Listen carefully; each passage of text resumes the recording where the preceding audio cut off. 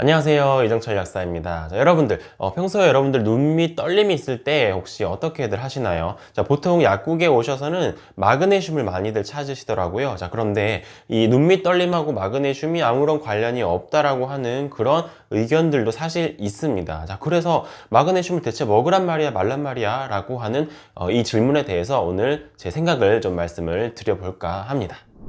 우선 이 눈밑 떨림의 원인으로 지목되는 것들은 굉장히 다양합니다. 대표적으로 카페인 과다 섭취, 그리고 잦은 음주, 수면 부족이라든가 스트레스, 그리고 과로 또는 피로, 그리고 신경학적인 문제, 이런 것들인데, 자, 이렇게 원인이 굉장히 다양한 거지 마그네슘 부족과는 관련이 없다. 자, 이런 의견 나름 합리적입니다. 자, 그런데 굉장히 재미있는 사실이, 자, 앞서 나열한 이런 여러 가지 원인들 있잖아요. 이것들이 어떻게 따지고 보면 사실 마그네슘의 부족이라든가 결핍과 관련이 있습니다. 자, 이제부터 이거 하나씩 풀어가지고 설명을 좀 드릴게요. 자, 첫 번째 거 이거 굉장히 중요한 건데, 자, 커피 마시고 술 마시고 탄산음료 마시면 여러분들 괜히 막 소변 좀 자주 마려운 것 같잖아요. 자, 그런데 이게 기분만 그런 게 아니고 실제로도 그래요. 자, 왜냐하면 이 커피 속에 카페인이라든가 그리고 알코올, 자, 이런 것들이 우리 이뇨작용을 굉장히 활발하게 촉진을 시킵니다. 자, 쉽게 말해서 소변을 자주 볼 수밖에 없게 되는 건데, 자, 문제는 이 소변을 통해서 체내에 있던 영양소들이 많이 빠져나가요. 대표적인 게 수용성 비타민, 그리고 미네랄 이런 것들인데, 이 미네랄에는 마그네슘도 당연히 포함이 됩니다. 자, 그러니까 커피를 평소에 많이 드시고 술도 자주 먹는다라고 하면은 체내에 마그네슘이 부족해질 수 있다라고 연관을 지어서 생각을 해볼 수 있는 거예요. 그리고 마그네슘이 서양에서는 천연의 수면제, 천연의 진정제 이런 식으로 표현이 되곤 하는데, 자, 그 이유가 마그네슘이 사람을 정신적으로 그리고 육체적으로 조금 릴렉스 시켜주기 때문입니다. 먼저 육체적으로는 근육을 조금 부드럽게 이완을 시켜주는 게 바로 마그네슘의 작용이고요. 그리고 정신적으로는 흥분 상태를 조금 진정시키고, 그리고 안정된 상태를 유지할 수 있게 하는 가바라는 물질의 체내 합성에 마그네슘이 필요합니다. 작용을 합니다. 자, 이런 식으로 가바가 체내에서 수준이 높아지게 되면은 각성 상태를 나타내는 뇌의 베타파가 줄어들게 되고요. 그리고 안정 상태를 나타내게 되는 뇌의 알파파가 높아집니다. 자, 그렇게 되면은 우리가 심리적으로 조금 안정된 상태라고 느낄 수가 있고, 수면의 질도 조금 좋아진다라고 표현을 하는 거죠.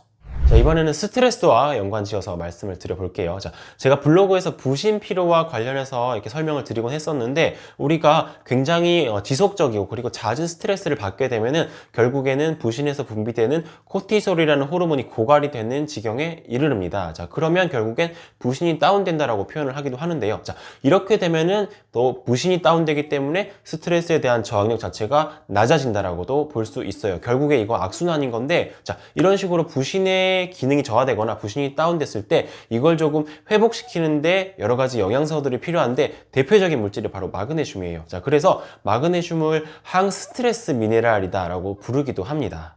또한 마그네슘은 체내에서 ATP, 그러니까 에너지죠. 에너지 생성 과정에서도 보조 인자로 작용을 하는데요. 그렇기 때문에 마그네슘을 피로 회복과도 관련해서 생각을 할 수가 있습니다. 자, 그래서 제가 예전에 피로 회복 그 영상에서도 비타민 B군과 함께 마그네슘을 같이 소개를 해드렸었죠. 자, 그리고 실제로 약국에서도 이 두 가지 조합이 굉장히 피드백이 좋은 편입니다.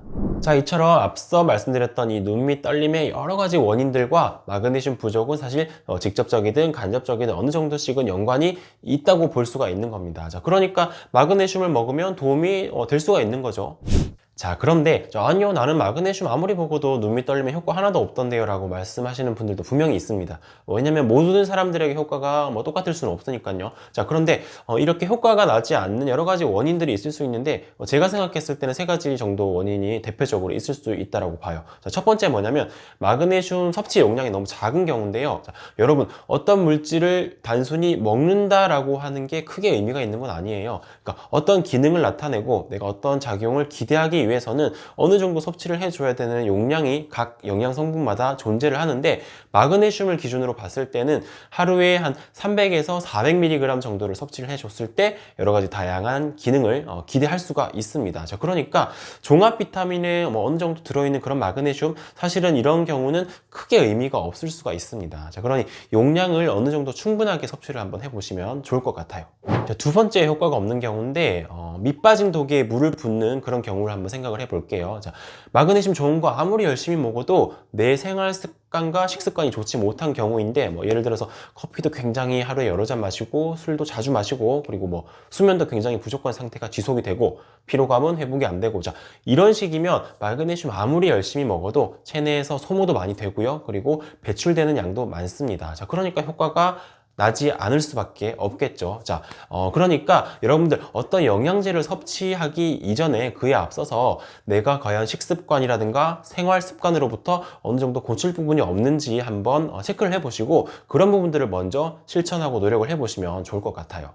그 다음 마지막으로 세 번째입니다. 자, 이 신경학적인 문제가 있는 경우인데 혈관의 문제로 이렇게 안면신경이 눌리게 되면 떨림이라든가 경련 같은 게 발생할 수가 있어요. 자, 그러니까 여러분들 평소에 이 떨림이 굉장히 지속이 되거나 오랜 기간 그리고 빈도가 굉장히 잦아지거나 또는 이 부위가 번진다라고 하면 이건 필히 신경과를 방문을 하시는 게 좋습니다.